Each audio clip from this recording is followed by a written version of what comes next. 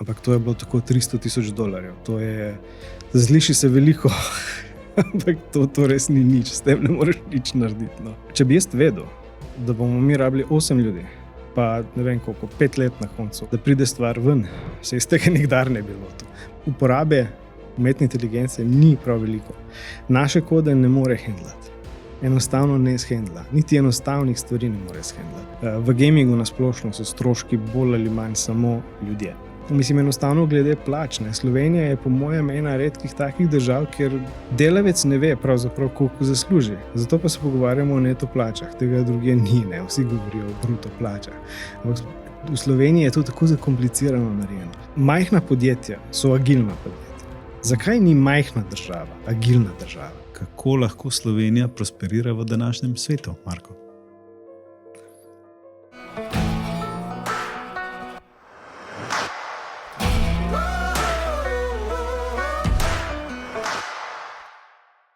Pozdravljeni v novi epizodi podcasta Bika za roge. Ponovno odgovarjamo na vprašanje, kako lahko Slovenija prosperira v današnjem svetu. In danes je z menoj Marko Grgurović, dr. Marko Grgurović, direktor in ustanovitelj podjetja Triternion. Marko, Triternion mogoče ni najbolj znano slovensko podjetje, ampak je pa leta 2019 ustvarilo velik preboj, ko je z igro Mordhau, a sem prav izgovoril, Mordhau, ki je postala svetovna uspešnica, tudi nekako podjetje poletelo med zvezde. Ne govori se veliko o tem, ampak se mi zdi zelo zanimiva zgodba. No? To, kako ste postavili Triternion, razvili to igro in kje ste danes. In bi rad videl, da se o tem malo pogovoriva. Preden na koncu se premakneva na to naslovno vprašanje epizode. Še to je treba omeniti, no, da si doktor računalništva in informatike, ne? In pa navdušenec nad cigarami in mojster mešanja koktejlov. Glede mojstra ne vem, ampak... Ja, bomo sprobali. Z veseljem. Neverjeten uspeh igre Mordhau. Kakor sem jaz zasledil številke, menda da več kot 3 milijone downloadov. Ne? In tle me zanima, kako je tebi in tvoji ekipi to uspelo? Ja, mislim, glede downloadov specifično jih je verjetno krepko več, ampak downloadi pa prodajni izvodi niso isto. Ne? Tako da pri nas imamo take situacije, ko se recimo igra tudi da zastonj, glede pri kakšnih promocijah, pri določenih digitalnih trgovinah, tako da smo verjetno kar krepko čez 6, 7, 8 milijonov, ne vem točno kakšna je cifra, ampak ja, prodajnih izvodov pa jasno ni toliko in tudi gre za tako industrijo, ki je industrija hitov. Tako da ob izdaji je bilo veliko govora o tem in je bil živ žal in vse, zdaj pa se malo to umiri. In se nekako tudi o nas nič ne sliši, ne, kaj mi počnemo, ampak razlog za to je tudi cikel razvoja produkta, ki traja tudi po 6 let.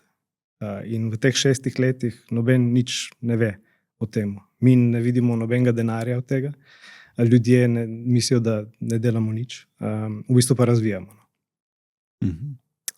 Ampak ja, če se vrnemo na sam začetek, je bilo to zame nekje leta 2014, ko sem bil še doktorski študent.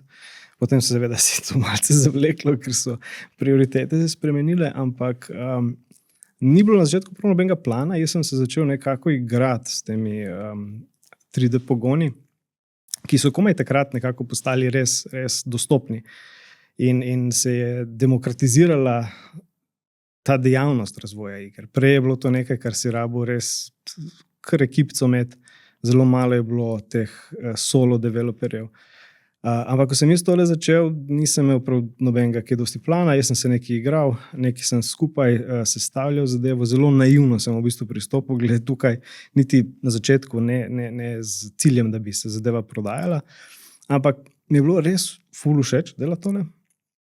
In na določeni točki sem rekel, pa sej to se da mogoče kaj spraviti skupaj, mogoče pa se da tole, bomo nekaj zapakirali, nekaj bomo dali gor na to Steam, ne, to je ta trgovina, ker je v bistvu bil tudi del tega, da je demokratizacija prišlo do demokratizacije razvoja teh iger, ker je lahko vsak dobesedno doma naredi igro in jo da na to platformo. Zdaj za epe, takrat je to že obstajalo, ne za telefone, ampak za PC gaming tega ni bilo, ne.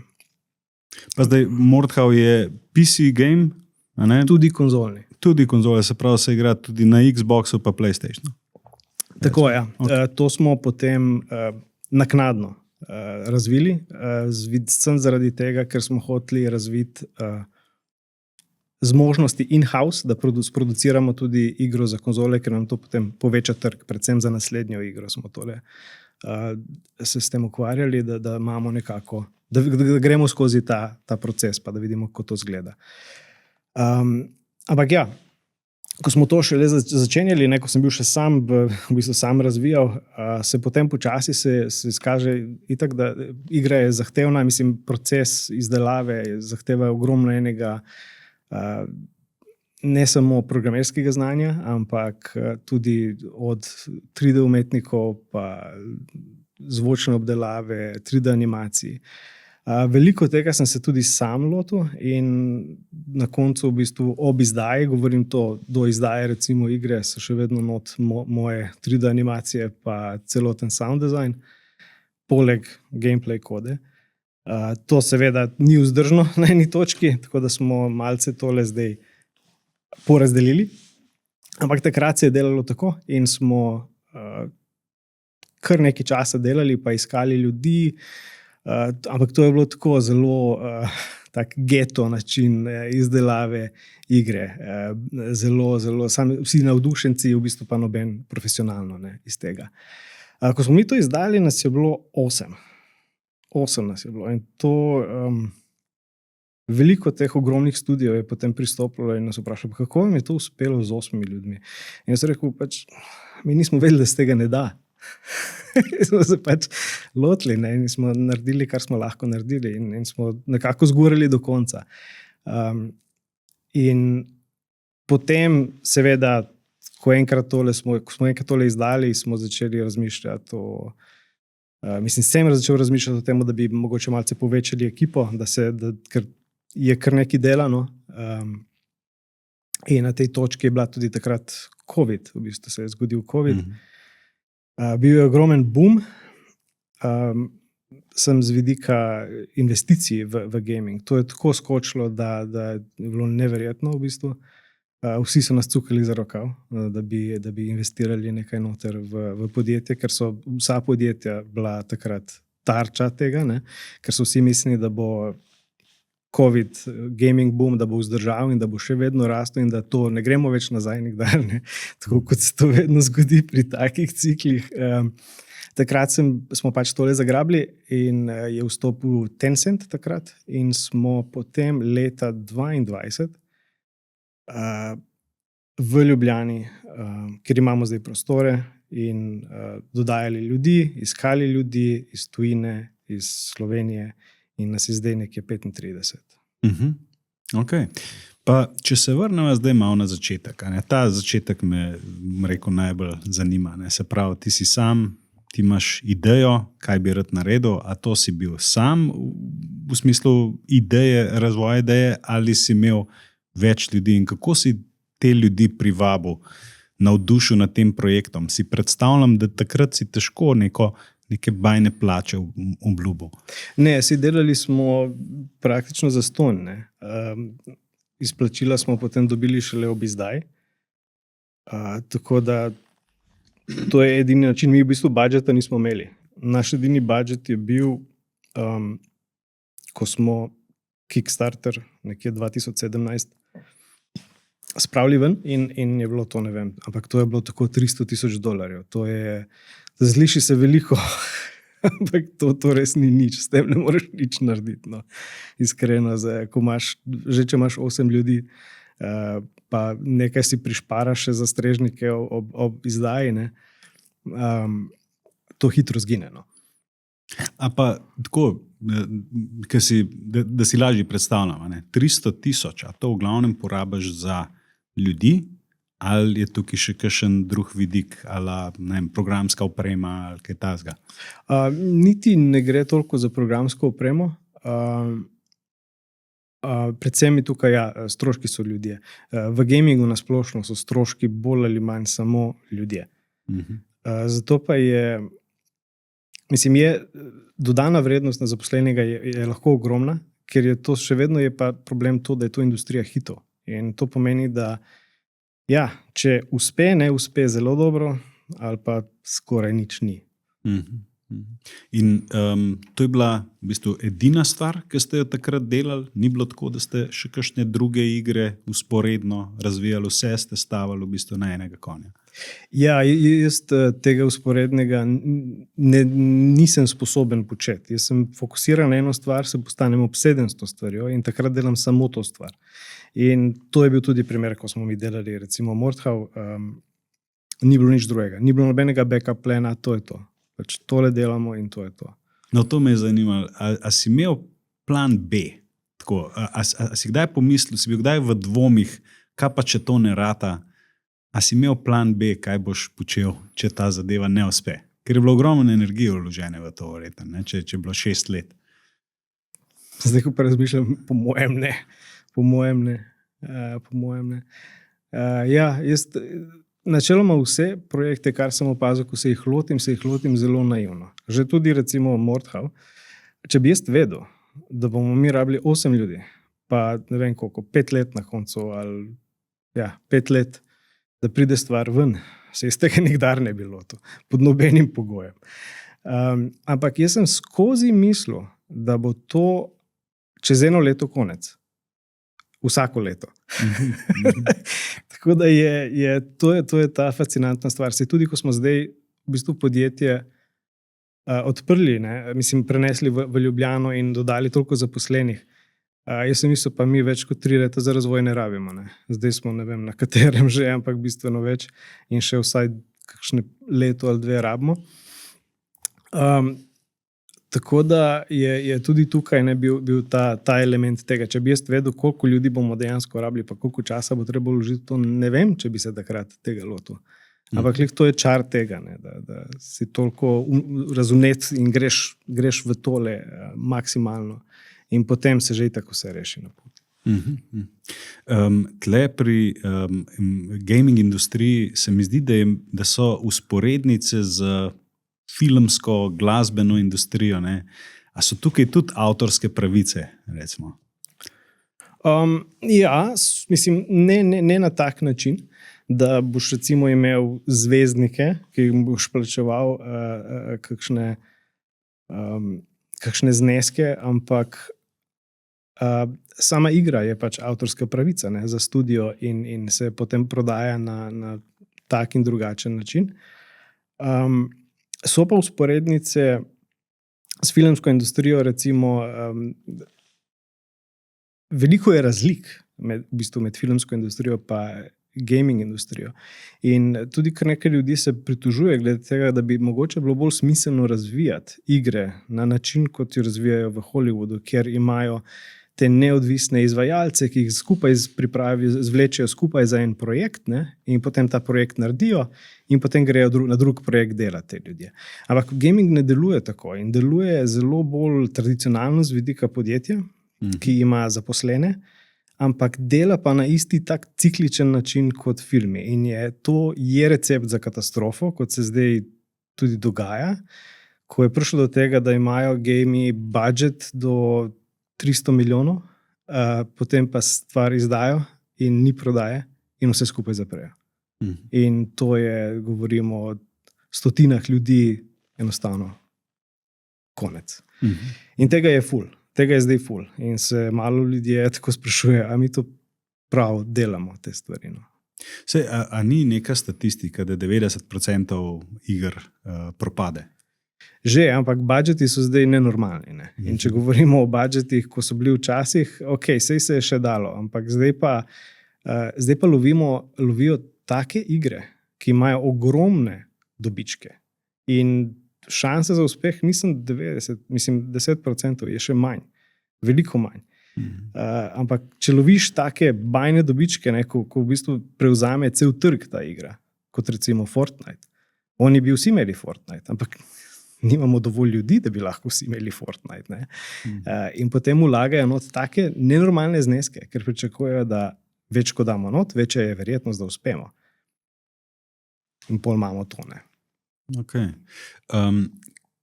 Se pravi, vi ste razvili tako, z ekipo skupaj ste razvili to igro. Tega ni, recimo, da bi bil fizična oseba, da je, ne vem, avtor, sodeluje kot avtor te igre, ampak je intelektualna lastnina pripada podjetju, ki je razvilo to. Okay. Vi razvijete igro. Kako potem izgleda ta distribucija? Nekaj si omenjal Steam, ne? A to je tako kot neka, kot recimo Netflix pri filmih, neka platforma, kjer uporabniki potem to konzumirajo? Ja, s tem, da je to, mislim, Netflix je veliko bolj zaprta platforma. Včasih so tudi recimo za Steam je bila včasih zaprta platforma. Je bilo težko noter prijeti. Mislim, moral sem imeti neke stike. Zdaj je čisto odprta platforma, tako da lahko vsak, kadarkoli, enostavno naloži gor zadevo in stisne pač publish in je gor. Rezultat tega je, da je ogromno nekih iger, ki jih noben ne pogleda. To so na 100,000 iger, ki se nalagajo. Zdaj ne vem, kakšna je statistika, ampak je krepko večja od te. No? In enostavno noben teh iger ne vidi več. Tako da, kar se tiče distribucije, smo čisto demokratizirani zdaj. Nič ne potrebuješ, lahko vsak sam svojo igro da gor. In dejansko rezultat tega je tudi to, da se je izkazalo, da lahko ena sama oseba izda igro, ki je izjemno popularna in dosega tudi prihodke več 100 milijonov dolarjev ali evrov, karkoli že. In teh iger ni veliko, ampak so. In je to res tak fascinanten medij, ker tega ni nikjer drugje. Tega ni, mogoče v kakšnih, če govorimo o knjigah, ampak tudi pri knjigi ne moreš jih, dobro, mogoče zdaj z digitalnimi še, ampak še vedno je neke distribucije vložene v to, ki je treba imeti neke založnike ali karkoli. Tukaj pa tega več ni in je čisto tak Wild West postal. Ja, sem pomislil tudi na knjigo. Ne? Imaš prodajalno, imaš založnika, ne? Na koncu je avtor. Tlele pa očitno samo Steam, ne? A pa je to ločeno podjetje, naprimer, ki vzame svoj delež? Ja, Steam si vzame svoj delež, tako kot Apple Store recimo, ali pa Android. Vzamejo si tistih 30%, kar vprašanje, a je to res dober deal, ampak je edini deal. Pač ni druge, ni konkurence Steamu, kar se računalniških iger tiče. Tako da je to edini game in town, tako rečeno. Ali pa še kakšen drug kanal mogoče, recimo, po katerem se prodaja? So, ampak so minimalne prodaje, tako da sploh v bistvu ni vredno omenjati. Recimo Epic Games, ki recimo razvijajo Fortnite, poleg tega mimogrede tudi pogon Unreal Engine, ki je najbolj znan pogon in najbolj uporabljen pogon za razvoj. Imajo svoj store, ne, ampak svojo trgovino, ampak jim ne uspeva.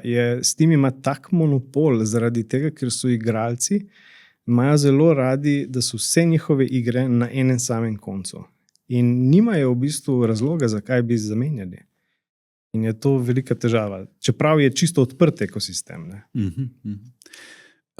Kako pa potem v vsem tem, morju iger na Steamu, kako igro prodaš nekomu? Kako zmarketiraš to? A to so kampanje gor ali kako to izgleda? To je pa meni ena v bistvu najljubših stvari tega medija, je, da kljub temu, kar nekateri mislijo, da marketing ni toliko pomemben. Če ti recimo daš nek app na kakšen App Store, skoraj nimaš šans. Ampak z zelo dobrim produktom, enim enostavnim, ajde, videom, nekaj boš moral vložiti, ne? Ampak ne govorim, da so to neki plačane reklame, lahko prideš zelo hitro do astronomskih zaslužkov. Tega ni veliko, to je mogoče peščica na leto, ampak obstaja pa možnost. In to je najbolj fascinanten del tega. Seveda imamo še tradicionalni marketing, večja kot je podjetje, ki igro izdane, več bo denarja šlo v to, da se recimo Twitch streamerje dobi, da bojo ob izdaji igrali, da bo čim večji boom, ker je vseeno to treba upoštevati, da je res taka industrija, ker je ob izdaji največ prodaje, večinoma. Če je nek momentum za tem, če je interes, potem je tega največ na začetku. So igre, ki se prodajajo skozi, ampak recimo tudi za nas, za Mordhau, je bil to absoluten boom na začetku. Twitch streamali so ga praktično vsi. Od vseh teh glavnih streamerjev do Snoop Dogga je tam nek z dnevnim mečem neki mahal naokrog. Tako da tega je ful, ob takrat je bilo. Potem pa to hitro usahne in ostanejo na površju tiste evergreen igre, ki slučajno pač so takrat izjemno popularne, kot je recimo Fortnite, in enostavno ne grejo nikamor. In tako zgleda, da mi priplavamo, ali pa katerakoli nova igra priplava na površje za malo časa, pa gre dol. In tudi tega ni veliko, no, da nekdo uspe sploh priplavati, in spet govorimo o mogoče par 10 iger novih na leto, na svetovnem merilu. Tega je res malo. Dvakrat si omenil Twitch streamerje. Ali lahko sam za poslušalce razložiš, kaj je to, za tiste, ki ne vejo? Ja, to se sliši, moram priznati, zelo, zelo bizarno, da Twitch streamer je nekdo, ki v bistvu igra igro in potem vsi ostali gledajo njega, ko igra igro. Ampak je ogromna industrija, tudi to, in je ogromno gledalcev. Dostikrat igralci, recimo, seveda se med tem Twitch streamerji interaktirajo z publiko, in je veliko smeha in takih situacij. Veliko krat pa tudi preko tega lahko vidijo, kakšna igra, in dejansko vidijo nekako, kako bi rekel, čisto surovo, kako dejansko zgleda igranje, da ni nič olepšenega, nič ni skritega, tam je in dejansko človek igra.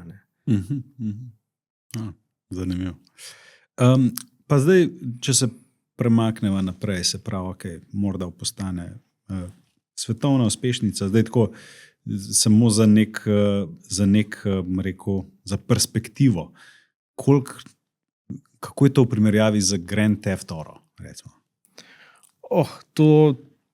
To čisto drug svet. Ampak oni so, Grand Theft Auto je, GTA je tako ena posebnost v tem našem svetu, v tej naši industriji, ki enostavno ni nič podobnega. Zdaj bomo videli, kaj bo s novim, ampak načeloma se cela industrija se, ko oni recimo napovejo izid na tisti dan, vsi skličejo sestanke, treba je premakniti izid naše igre.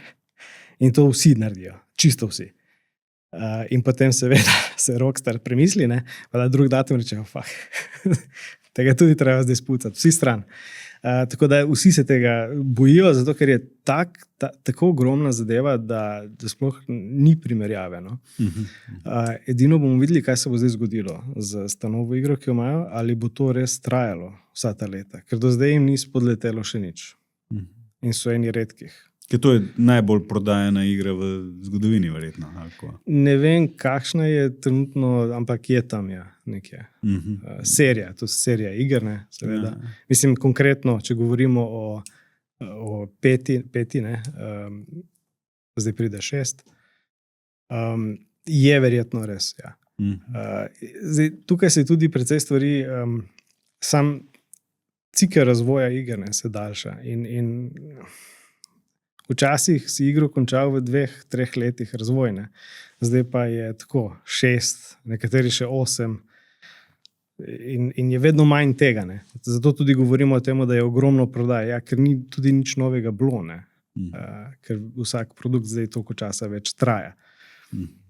Okay. Sprav, vi naredite to igro, velika uspešnica. Tako, potem pa pride do vas Tencent, čeprav razumem, ne? In sprav, dokapitalizira firmo. Ali kako? Ja, takrat pridobi delež v firmi. No, tako je. Ja. Takrat je bil v bistvu plan, mislim, nekaj smo zaslužili, kar nekaj smo si izplačali. Zdaj to riskirati še enkrat za razvoj, pa tudi iskreno, kar stane, ne?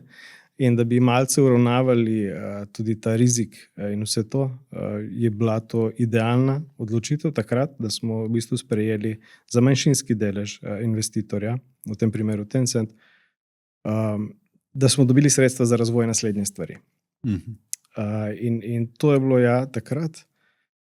Potem smo pa vse skupaj prenesli tukaj v Ljubljano in poiskali ljudi in začeli delati v bistvu na ta novi stvari. Okay. In kako recimo je to vplivalo na vaše delo? Recimo? Kaj so oni pričakovali zdaj od vas?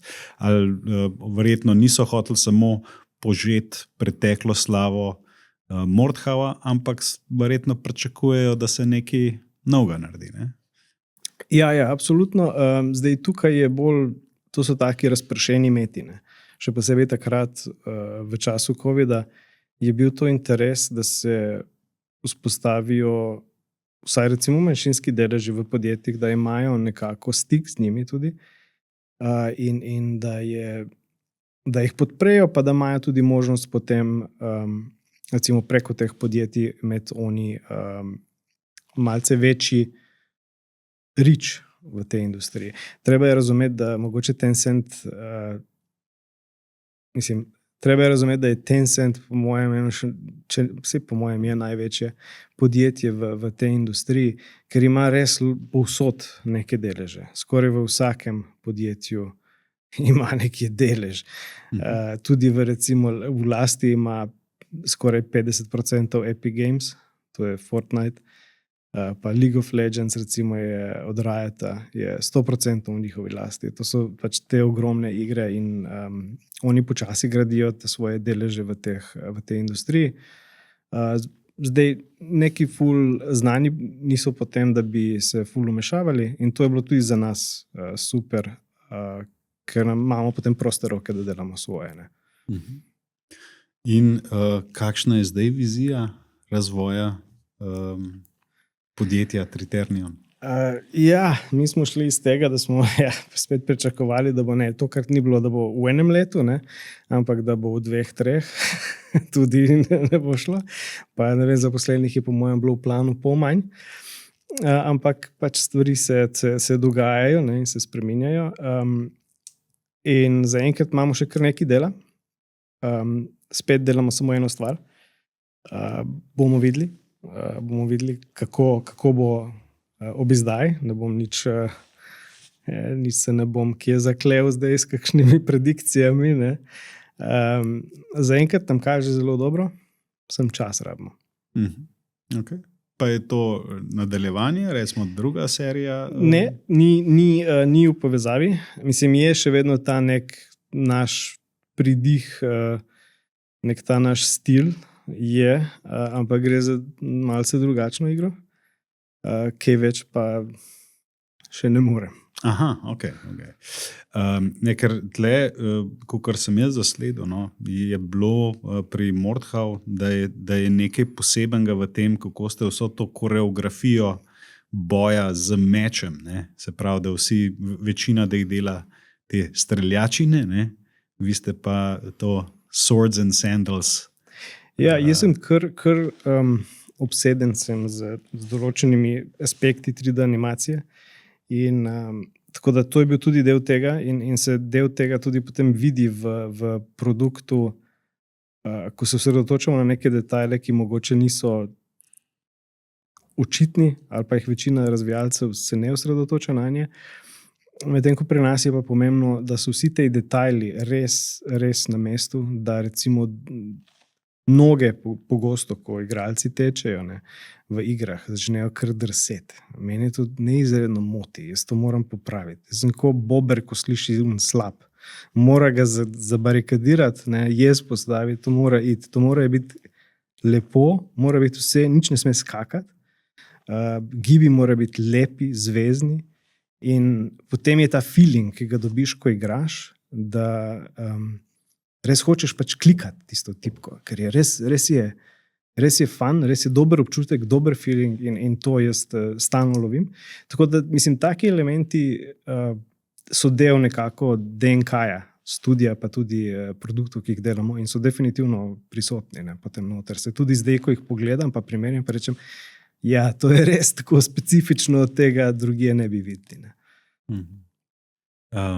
Mečken smo že omenila gaming industrijo, si že malo povedal o tem, tudi kakšne so zdaj razmere, kakšne so investicije pa to. A pa je v tem trenutku, a se ti zdi prenasičena? A je to panoga, ki težko še raste, recimo? Naša industrija je bila vedno prenasičena. To je tako, kot da bi rekli, recimo, ne vem, za muziko, da je prenasičena. Ja, je, ampak vedno je, vsi hočejo to početi. Ravno tle je, to je tudi težava, recimo, za vse, ki vstopajo v to industrijo. Zelo težko je vstopiti v to industrijo, ker zahteve so izjemno visoke. Zato, ker je toliko ljudi, ki bi radi to počeli, da po eni strani imamo ful ljudi, ki se prijavijo, po drugi strani je ful iger, ki izidejo, kar pomeni, da nam to dvigne ta prag, ki je potreben za uspeh. In je izjemno težko je uspeti v vsakem pogledu v tej industriji. Ampak za tiste, ki noče nič drugega početi, je to pač edina opcija. In nekako z tega vidika, ja, je prenasičena. Mogoče zdaj še bolj, kot je bila prej. S to demokratizacijo je tega ogromno. Kar pomeni, da zdaj ne konkurirajo samo ta večji studiji, ki so recimo prej morali nekaj vložka dati, takrat je bilo pač manj tega.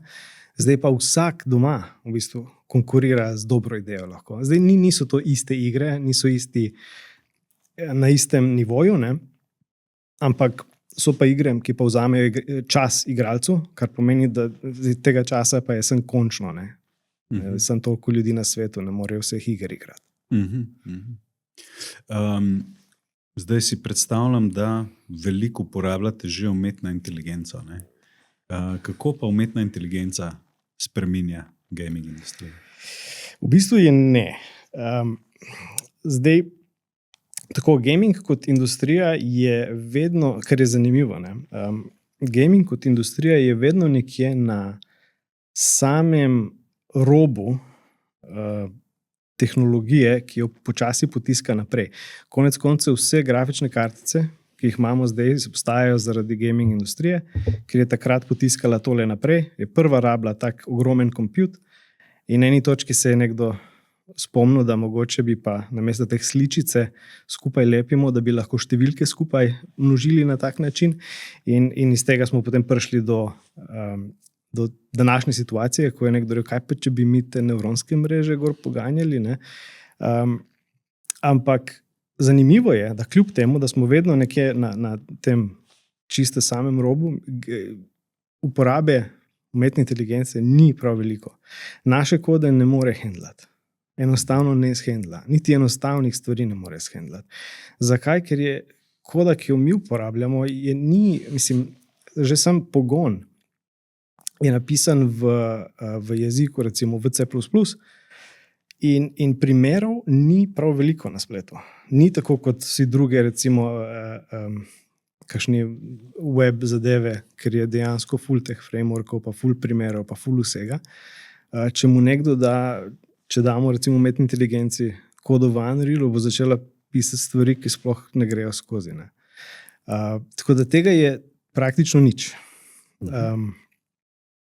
Ampak tudi večina junior programerjev, če bi jim dali pisati kodo, ne bi prišla skozi, tako da po drugi strani smo zaradi te zahteve, ne, na tem. Je pa, mislim, se pa uporablja recimo tako pač za tekst, kakšne ideje, jaz mislim, da je to še vedno super stvar, ker te malo ti možgane malo ti razbrklja, ko greš skozi, pa bereš, kaj on misli, ne? Kaj recimo chat misli o neki ideji, pa v bistvu je čist nonsens. Ampak te spravi do tega, da razmišljati malo drugače in ti da ta zagon.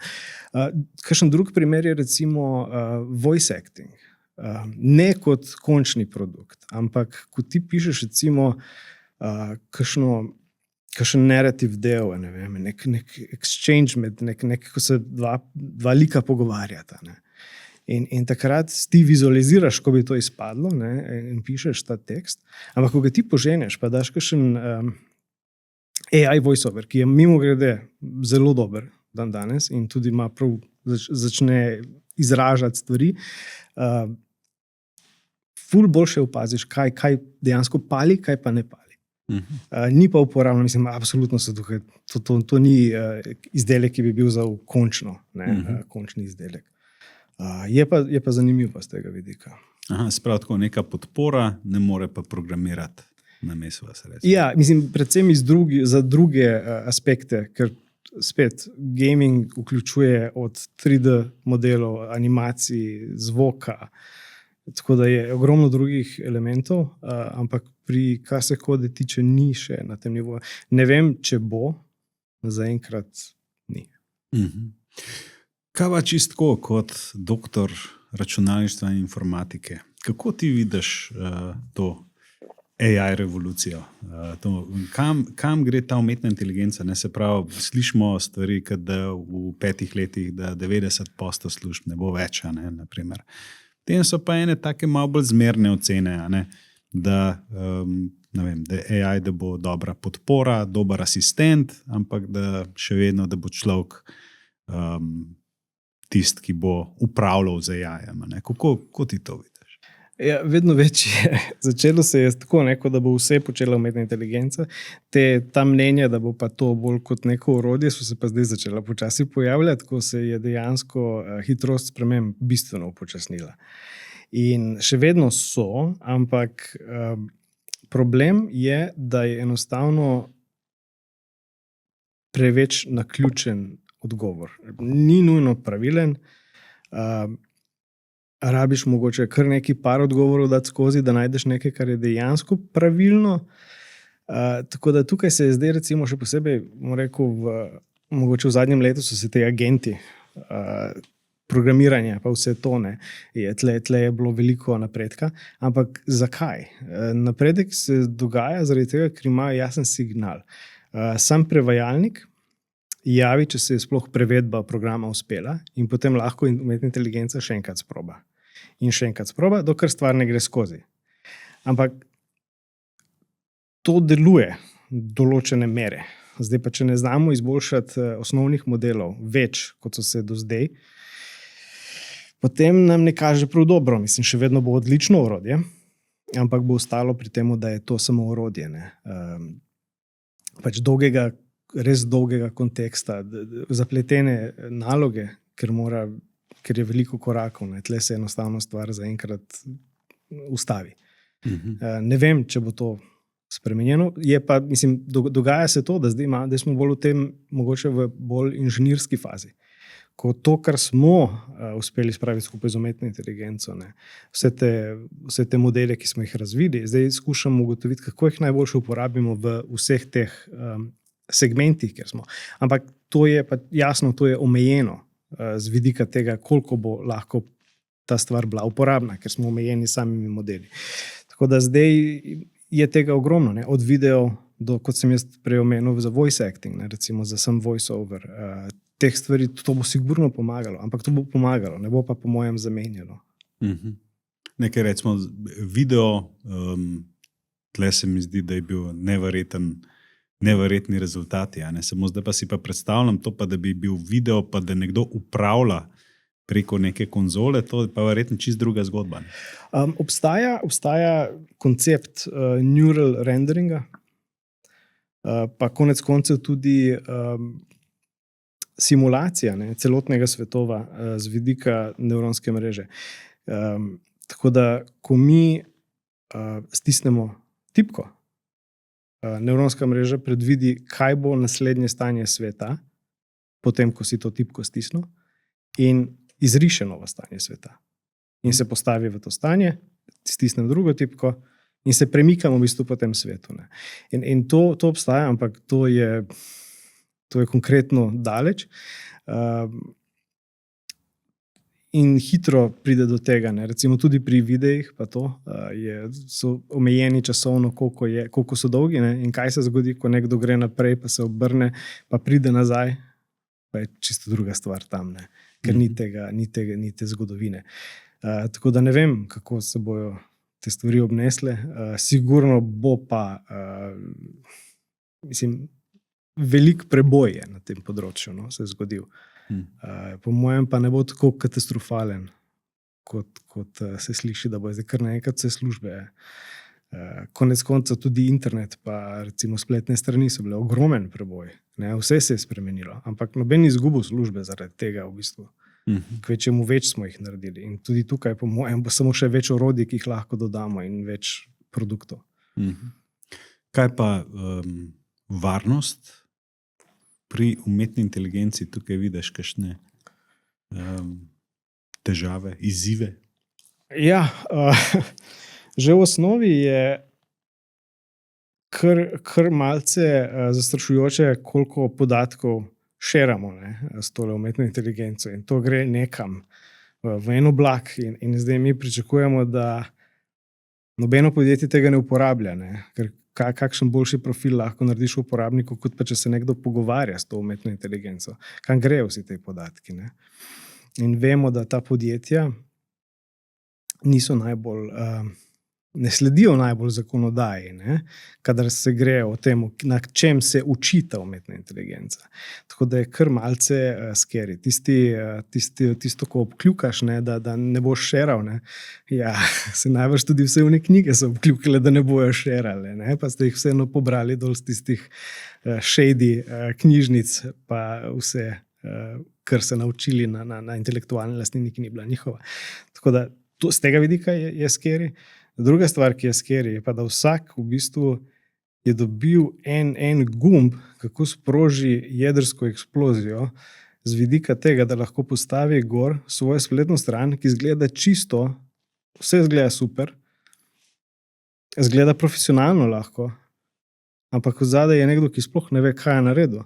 In on zaupa tej umetni inteligenci, da je ta stvar zdaj varna, ampak v bistvu ne vemo, kaj se tam odskriva. In tle je ena proliferacija tega nevarnega softverja, ki je šla zdaj v svet. In ne vem, kje bomo. Še treba je dati še kakšne par let temu, pa bomo videli, kje smo. Ok. Dajva pogledati zdaj še malo okolje, v katerem delaš oziroma podjetje funkcionira. Se pravi, me čisto zanima, kaj so prednosti dela tukaj v Sloveniji in kaj so slabosti? Prednost, moram reči, da je Slovenija izredno lepa država, ampak to se zdaj malce čudno sliši, ker sem začel s tem, ampak z vidika tega, da recimo kakšnega tujca privabimo sem.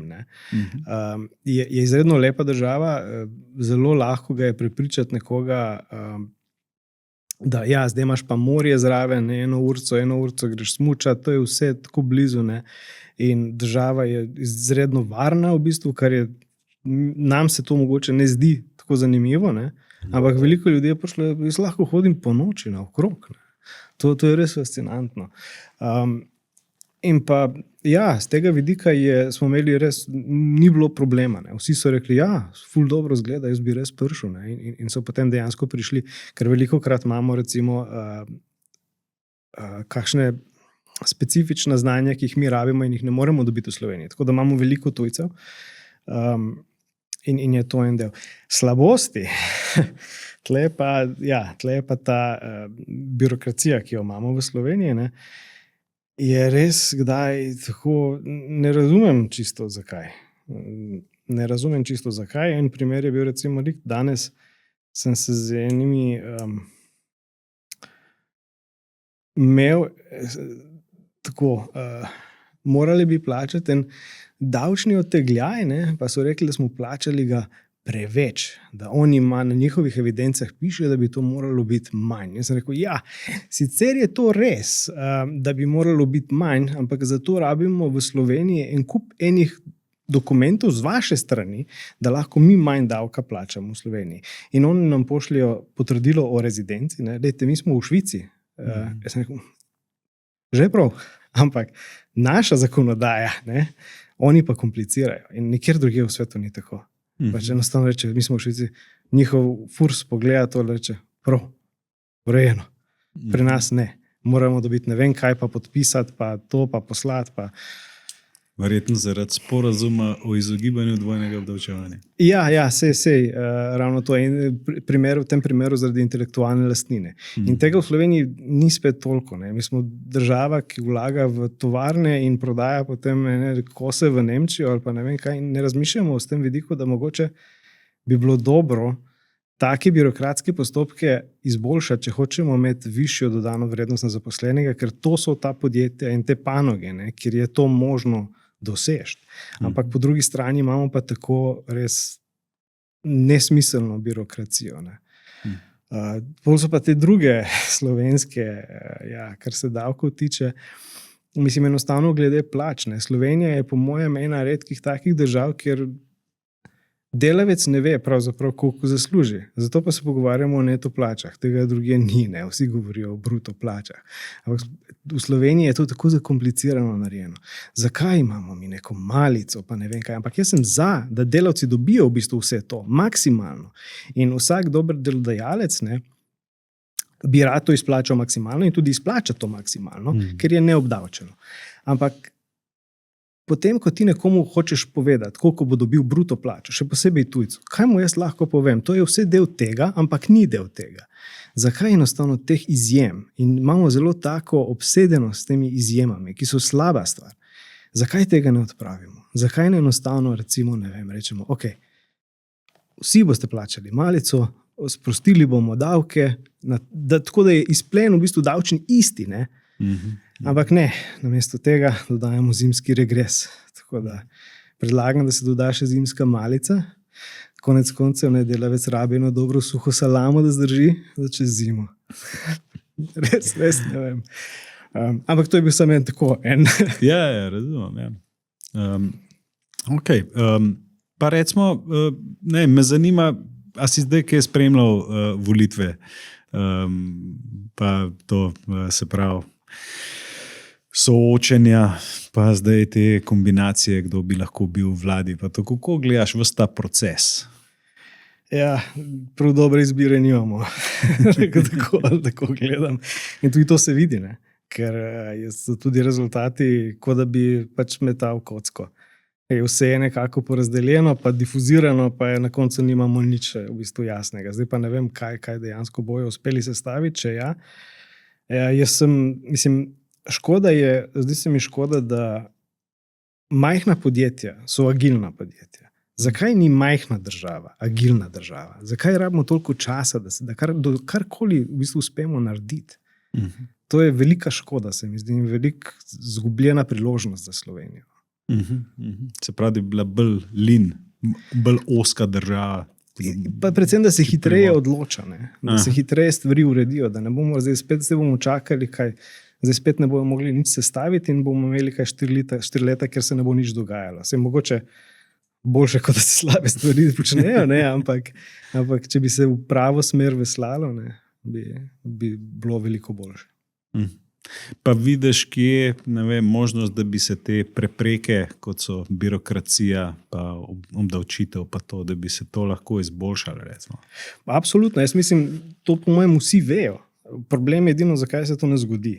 Zakaj imamo tako težavo in zakaj dodajamo še recimo dodatne izjeme. Ker mislim, da je osnovni problem je To je tako, ta naša zakonodaja je izpeljana na tak način, kot da bi ti napisal spis, ne, pri slovenščini, ampak bi ga napisal z enimi temi lepljivimi listki, ne, pa je vsakič toliko enega zlepo zraven, pa napisal, ne ignoriraj prejšnjega, ta zdaj velja. Ne ignoriraj tistega prejšnjega, pa mu dodaj še to, ampak v tem primeru, kadar je, ne vem, lunina mena, tako, skratka, take izjeme, ne. Če bi se lotili kdaj počistiti te stvari, bi bilo super. V softverju recimo vemo, da se čez čas nabere ta tech debt, ne, dolgovi za nazaj iz vidika tehnoloških izjem pravzaprav. In če bi kaj takega poistovetili tudi tukaj v tej zakonodaji in v naši davčni politiki, bi bilo to super. Kaj pa bi se lahko od Kitajcev na primer naučili? Tukaj pa ne vem, jaz dejansko s Kitajci, čeprav so naši investitorji, nimamo kaj dosti kontakte na tak način, tako da tukaj pa ne vem. Okay. Pa bi pa se premaknil jaz kar na naslovno vprašanje, kako lahko Slovenija prosperira v današnjem svetu, Marko? Mislim, da smo že kar nekaj tega obdelali, ne? Predvsem v tem primeru poenostavitev teh naših postopkov, konec konca tudi zakonodaje, plač. Recimo, a ni to tako čisto enostaven način, da se znebimo teh dodatkov, kar naenkrat imajo vsi višje bruto plače. Ampak to se sliši tako, nismo nič naredili, vsi dobijo enako, ne? Država dobi enako, ampak je velika razlika. Zato, ker zdaj delodajalec lahko nekomu, recimo tujcu, proda to plačo kot višjo, kot sicer. In je to nek efekt na sposobnost v bistvu privabiti, kako lahko privabimo strokovnjake iz tujine. Seveda so še druge stvari. Imamo govore je vedno o tej socialni kapici in o vsem drugem in to vse drži. Ampak sem pravim, zakaj imamo pa take enostavne stvari, ki bi jih dalo narediti, pa jih ne naredimo, ne? Ali pa jih še poslabšamo. Drugače pa je, mislim, super bi bilo, če bi imeli več fokusa. Želimo si večjo dodano vrednost na zaposlene, na državljane, ampak fokusiramo se pa spet na neke bizarne investicije. Tukaj, glede investicij, smo tudi grozni, razpise, ki jih dajemo ven, pa se potem v bistvu noben ne prijavi, ker je sem delo s tem. In se ti sploh ne splača s tem ukvarjati. Recimo, nam se sploh ne splača s tem ukvarjati. To je pač kup enih pogojev, noter, kar izpadeš, sploh ne veš, ali si noter, ali nisi noter. In spet kompliciramo, kompliciramo povsod. Kar se drugega tiče, pa mislim, imamo izredno lepo državo, državo, v katerem bi marsikdo si želel živeti. Dajmo najti, kaj hočemo mi sploh s tem početi. A hočemo zdaj imeti dodano vrednost, potem dajmo gledati na te industrije, na panoge, kjer dejansko ta vrednost je, in se vprašati, zakaj imamo potem take davčne postopke, da moramo recimo da čisto enostavne stvari v bistvu ne moremo spraviti skupaj. Kaj pa bi lahko naredili za gaming industrijo? Recimo, kako bi lahko bolj akomodirali to, recimo, da je tukaj intelektualna lastnina v igri, da to ni nekaj oprijemljivega, kaj tukaj manjka? To je v bistvu zelo dobro vprašanje. Kot ena zanimivost, majhna država, recimo, Švedska, spet ni ogromna država, ampak oni so na nek način vzgojili ta, ne vem, kako bi temu rekel, razvijalce imajo, majhne razvijalce. In so lani oni bili odgovorni za 20% bruto prometa na Steamu. Iznenada. 20% prometa? Ja. To je ogromna cifra. Za eno Švedsko. Ja. Kdo bi si pričakoval? Ampak razlika je v tem, da podprejo svoje razvijalce z seveda raznimi subvencijami, ali kaj, to vse pomaga, ampak pomaga predvsem to, da imajo okolje, ker jim je to omogočeno in ni zadeva tako zakomplicirana in se ne dela takih problemov iz vsakega davčne zadeve. Ampak je pa zanimivo, ne, da ja, kot gaming je v bistvu izvozna industrija, kjer pa intelektualna lastnina ostane tukaj in jo potem lahko tržiš na marsikateri način. Tukaj ni samo gaming, ni zdaj več samo gaming, ampak so tudi recimo filmi, ker se dostikrat zdaj intelektualna lastnina potem uporablja tudi v filmih, lahko tudi čez več 10 let. To so dolgoročne stvari postale. Ne? In tukaj v Sloveniji tega ni, razumevanja za to industrijo nekako ni, saj tudi je ni, pravzaprav je zelo majhna, nekaj je mobile, pa še to, kar mi počnemo, pa nekaj je kazino zadev. Ampak vedno več je teh majhnih razvijalcev. Tako da jaz mislim, da če bo država še kaj tukaj pomagala, verjetno se da kaj narediti, si pa ne obetam prav veliko, pa tudi konec koncev mi bomo okej, no, v vsakem primeru. Ampak so pa primeri, recimo tudi Poljska, je en tak primer, ko so v bistvu samo eno igro postavili celo industrijo, tam skoraj, ne karikiram, ampak pozna se jih potem po Witcherju. Tako da je, po mojem, je ena od takih industrij, ki je zelo lahko zaštartati iz nule. Okay. Se pravi, velika priložnost tukaj v bistvu. Okay. Zdaj pa, Marko, ima na koncu še par hitrih vprašanj. In bi jaz kar začel, si mlad, uspešen moški, ne, saj na ven te okolica tako prepoznava. Kaj je zate uspeh?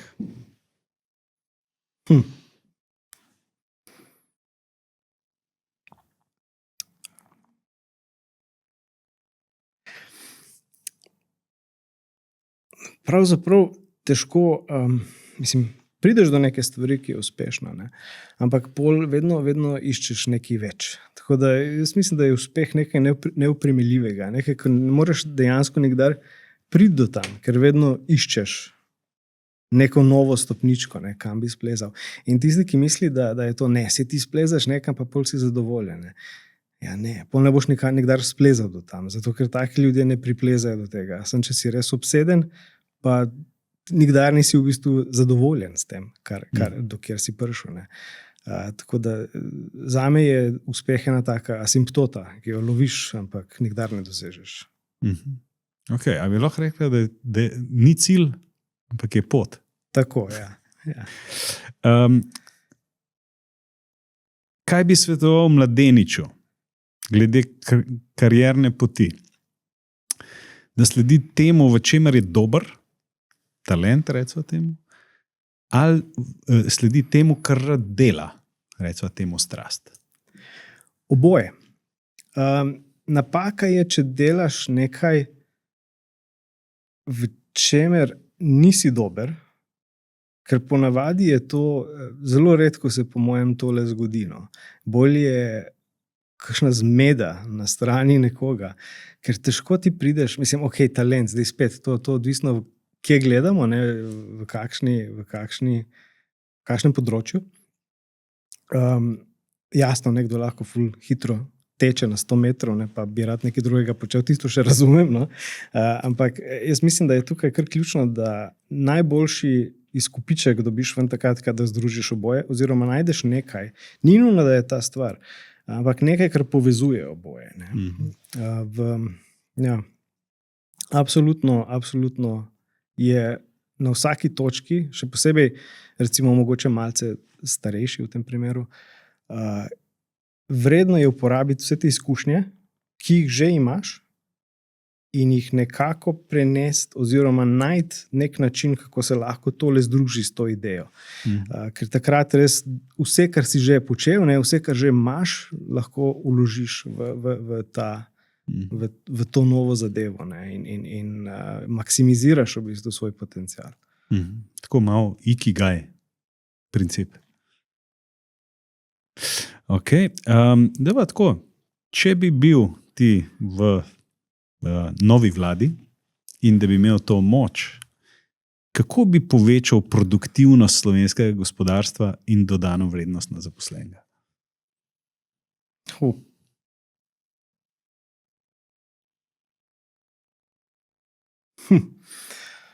Ta je pa težka. Lahko je kritizirati, ne, malce težje je pa delati. Nisem se še, iskreno nisem se kaj takega vprašal, tako da nimam. Ziher bi kaj neumnega najprej naredil, ne, si to vedno naredimo. Nekako se je treba naučiti, se tudi jaz dostikrat v takih primerih najprej kar nekaj ustreliš, ne, po pa počasi začneš ugotavljati, kaj je treba narediti, pa kako dejansko ta svet in ta okolje funkcionira. Tako da ja, nimam konkretno nekega odgovora, žal. Okay. Kje bo Triternion čez 10 let?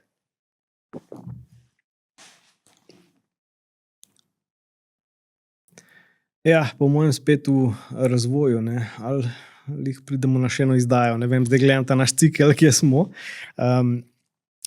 Mi bistveno večji, kot smo zdaj, ne bomo, kar se ljudi tiče. To najbrž ni res, ker nikdar ni res, če jaz kaj takega rečem, ne? Ampak je idealna velikost podjetja takega, da se ga da še obvladati, zato bi najraje obdržal tako manjšo ekipco, ki lahko počne velike stvari. Po mojem bomo tam, kjer smo, samo upamo, da bo produktov vedno več in uspehov vedno več. In še zadnje hitro vprašanje, Marko. Kaj bi počel, če ne bi razvijal računalniških iger? Zdaj, moja pot se je začela nekje v tej znanstveni sferi, ne, kot znanstveno-raziskovalno dejavnost in pisanjem člankov in raziskovanja in tako naprej. Tako da verjetno bi bil tam, ali bi me pa kaj drugega ugrabilo, pa preusmerilo mojo pozornost. Ampak tako bom rekel, jaz sem se kar zabaval tudi v sami raziskovalni dejavnosti in konec koncev ni veliko se recimo tudi zdaj ukvarjamo s kakšnim dizajnom, kako v bistvu igraš, kako ta stvar izgleda, kaj naredimo mi z igralcem na vsaki točki. In ni tako drugače kot recimo raziskovanje v računalništvu ali v matematiki, ker v bistvu stalno iščemo in raziskujemo ta prostor, v katerem obstajamo in kako igralec odgovarja na vsako stvar, ki jo naredimo. Tako da je, po mojem, bi še tam nekje končal. No. Marko, hvala ti za tvoj obisk in za to čudovito epizodo. Hvala za priložnost. Poslušalci in poslušalke, hvala. Se vidimo naslednjič.